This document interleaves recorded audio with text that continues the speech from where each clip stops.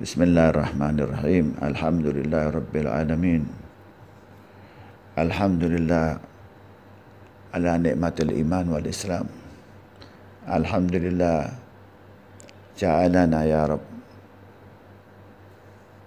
min ummati habibika Muhammad sallallahu alaihi wasallam. Salli wa sallim wa barik ya Rahman. Salli wa sallim wa barik ya Rahim ala habibika Muhammad bin Abdillah sallallahu alaihi wasallam la nabiyya ba'da. Assalamualaikum warahmatullahi wabarakatuh. Rasul Muhammad sallallahu alaihi wasallam setelah beberapa kali menyendiri di puncaknya di Gua Hira di hari yang dipilih oleh Allah. Menurut riwayat yang bisa dipegang adalah hari di bulan Ramadan. Ulama kemudian berselisih tanggalnya. Ada seorang yang mencoba meneliti tanggal 17 Ramadan, hari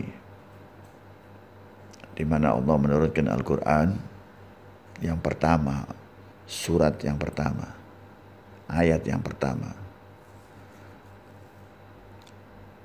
Sebagian ulama melihatnya bahwa itu adalah hari Senin.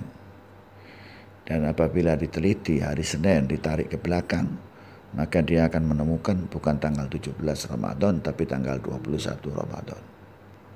Hari Senin. Sebagaimana juga kelahirannya Rasulullah adalah hari Senin. Ulama menyatakan tanggal 12 Rabiul Awal. Wafatnya juga sama 12 Rabiul Awal. Tetapi orang-orang yang mengukur dengan ilmunya, falaknya, bisa mendapatkan tanggal yang berbeda. Tapi apapun yang disepakati adalah hari Senin. Ya, kelahirannya Nabi Muhammad hari Senin. Wafatnya pun hari Senin. Dan turunnya Al-Quran pun ke muka bumi ini hari Senin. Ulama punya pandangan yang berbeda-beda soal turunnya ayat Quran. Apakah turun dari singgasananya Allah, dari arsy-Nya Allah, dari Lauhil Mahfuz ke muka bumi ini secara keseluruhan, ataukah turunnya itu bertahap? Pemikiran yang ulama-ulama itu ada yang menyatakan bahwa Al-Quran ini telah ada di dalam dirinya Rasulullah Muhammad bin Abdullah. Ya. Softwarenya itu sudah ada di dalam diri Nabi Muhammad SAW. Sudah ditanam di situ. Tinggal cara bacanya saja yang dirubah, yang diajarkan. Karena itu cara baca yang pertama diajarkan oleh malaikat Jibril alaihissalam di Gua Hira saat mendekap Rasulullah SAW. Dalam riwayat diulang 3 kali dekapan itu dengan pelukan yang tidak bisa kita bayangkan bagaimana seorang dirinya Nabi Muhammad dipeluk oleh malaikat Jibril alaihissalam. Apakah pelukan itu peluk kasih sayang atau pelukan cahaya dengan cahaya? Ini tidak bisa kita bayangkan. Ada ulama yang mengartikan bahwa Al-Quran ini adalah cahaya yang dimasukkan di dalam cahaya, di dalam jasadnya Rasulullah adalah cahaya, nur. Nah ini tergantung prasangka, cara berpikir seseorang, merasakan lezatnya dalam saat mempelajari kehidupan Nabi Muhammad. Maka ada orang-orang yang merasakan itu dalam bentuk hayalan yang luar biasa untuk meninggikan kedudukan Nabi Muhammad. Dan dia merasakan betapa mulianya Rasulullah, cahayanya Rasulullah. Kemudian Allah mengutus Jibril dengan cahayanya, dengan wujudnya. Maka pertemuan cahaya dengan cahaya membawa cahaya itu sesuatu yang luar biasa. Ya, tidak bisa kita hayalkan sebagaimana manusia biasa. Gitu ya. Jasad Nabi Muhammad sebagai manusia tergetar ya, pada saat menerima wahyunya Allah. Yang diajarkan juga sama oleh malaikat Jibril alaihissalam untuk membaca. 3 kali diingatkan dalam riwayat itu. Maknanya kita harus bersungguh-sungguh. Kemudian Jibril alaihissalam mengajarkan cara membaca. Membaca bukan tulisan. Membaca apa yang ada, yang dikehendaki oleh Allah dalam otak kita dan dalam kalbu kita. Yang dibaca oleh Rasulullah adalah Iqra bismi rabbikal ladzi khalaq. Baca dengan menyebut nama Allah. Ini pengenalan hakikat. Ya, setelah Rasulullah memikirkan keadaan alam semesta dan meyakini seyakin-yakinnya akan adanya penciptanya Allah, dan telah ditanamkan oleh Allah hakikat keberadaannya Allah kepada Rasulullah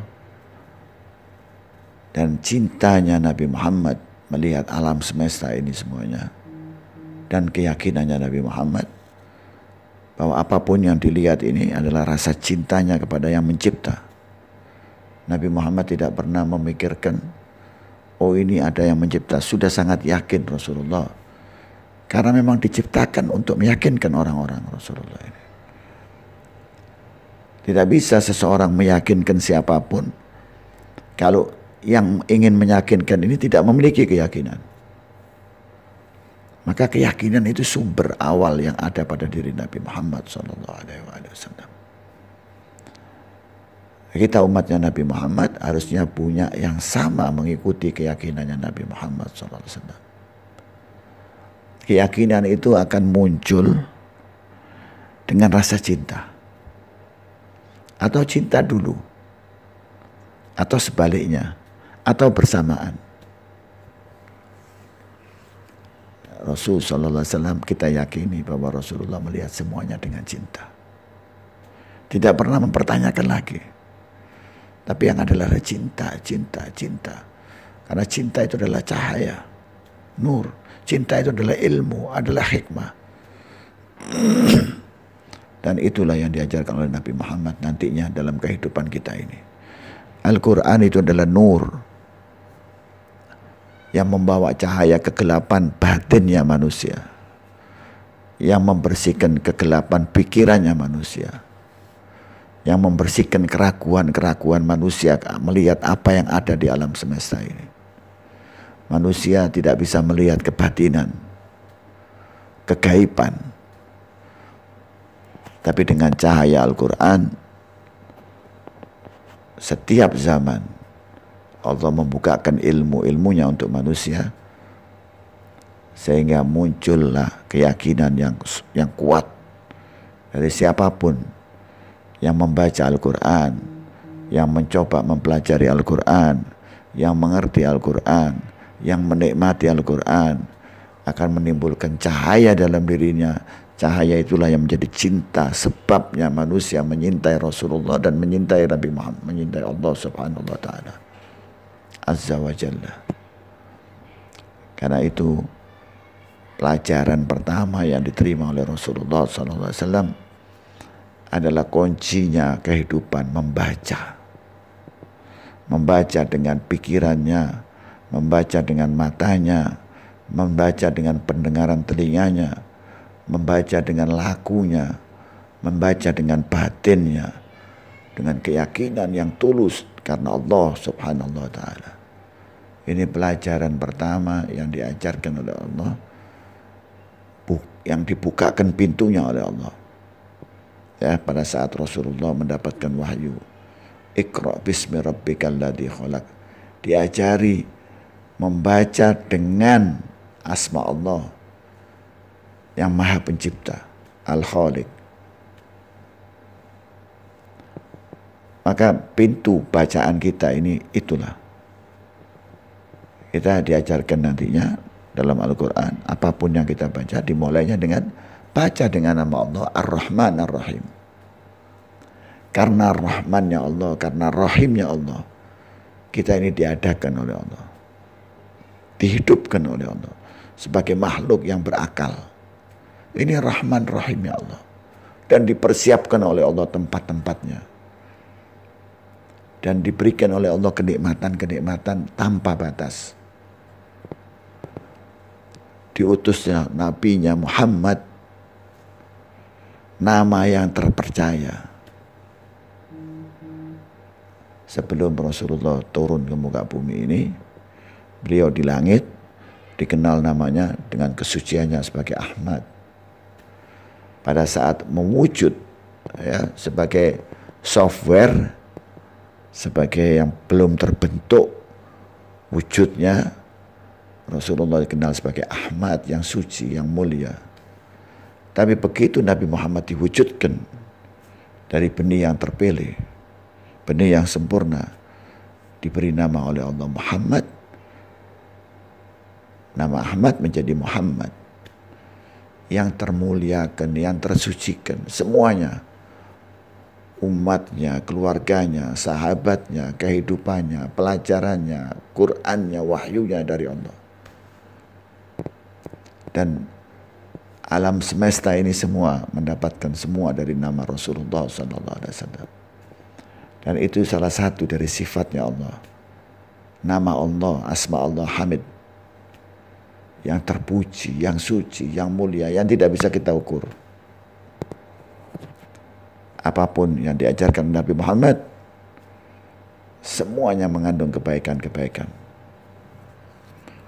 Dan manusia yang masih ragu, umatnya Nabi Muhammad ini yang masih ragu akan kesempurnaan Nabi Muhammad, maka kita belum sempurna menyaksikan Nabi Muhammad. Belum bisa kita menyintai Nabi Muhammad. Belum merasakan kita cahayanya Nabi Muhammad. Cahaya itu bukan cahaya lampu. Cahaya itu bukan cahaya khayalan. Cahaya itu akan bisa kita lihat dengan cahaya. Cahayanya Nabi ini kalau mau kita lihat sebetulnya dengan cahaya cinta. Seperti magnet. Ya, seperti magnet yang akan menarik seluruh cakrawala ini. Kita akan seperti debu-debu yang bersih yang tertarik, terikat dengan cahaya magnetnya, pusatnya bumi. Dan pusatnya batinnya manusia ini ada pada Rasulullah Muhammad SAW. Yang aneh, kalau kita nantinya itu masuk ke dalam mahabbah, cinta kepada Rasulullah ini, orang akan berusaha mencari dalil-dalil. Dalil itu diperlukan untuk orang yang ragu. Semakin kita merasakan cinta yang kuat kepada Rasulullah, semakin dekat kita kepada Allah. Dan kita akan ditampakkan yang macam-macam oleh Allah, yang tidak pernah kita bayangkan, kita pikirkan. Sampai kita tidak butuh apapun. Orang kalau sudah dikenalkan dengan Allah, kita tidak butuh apa-apa lagi. Apalagi ketakutan. Tapi semua itu tidak mungkin bisa kita pahami kecuali sesuai dengan sunnah kehidupan bertahap. Setapak demi setapak kita akan naik untuk mendekat kepada Allah dengan caranya Nabi Muhammad. Ya, Nabi Muhammad tafakur, kita mesti tafakur kepada Allah. Nabi Muhammad lemah lembut, kita mesti lemah lembut. Nabi Muhammad dermawan, kita mesti dermawan. Nabi Muhammad penyantun orang-orang yang sakit, kita mesti mengikuti. Nabi Muhammad menyambung silaturahim, kita menyambung silaturahim. Ini sifat-sifat yang dikenalkan dulu oleh Allah sebelum kita dikenalkan sifat-sifatnya Allah sesungguhnya. Dan semua sifat itu mengikuti sifat-sifatnya Allah. Karena ini perantara yang memang dipilih oleh Allah supaya kita bertauhid Ya, bukan perantara sebagai perantara biasa. Ini perantaranya cahaya. Akan diberikan wahyu berupa cahaya. Masuk ke dalam kalbu dalam bentuk cahaya. Untuk dipancarkan dalam bentuk cahaya. Mengalir dalam bentuk cahaya. Jasad hanya sebagai syarat ikhtiar manusia. Begitulah para jamaah, kita harusnya mempelajari kehidupan Nabi Muhammad dengan keyakinan seperti itu. Yang kuat, yang yakin. Sehingga apapun riwayat-riwayat yang kita pahami itu akan bisa terseleksi sendiri nantinya. Nah, mudah-mudahan kita punya waktu yang cukup nanti diberi oleh Allah. Demikian, wassalamualaikum warahmatullahi wabarakatuh.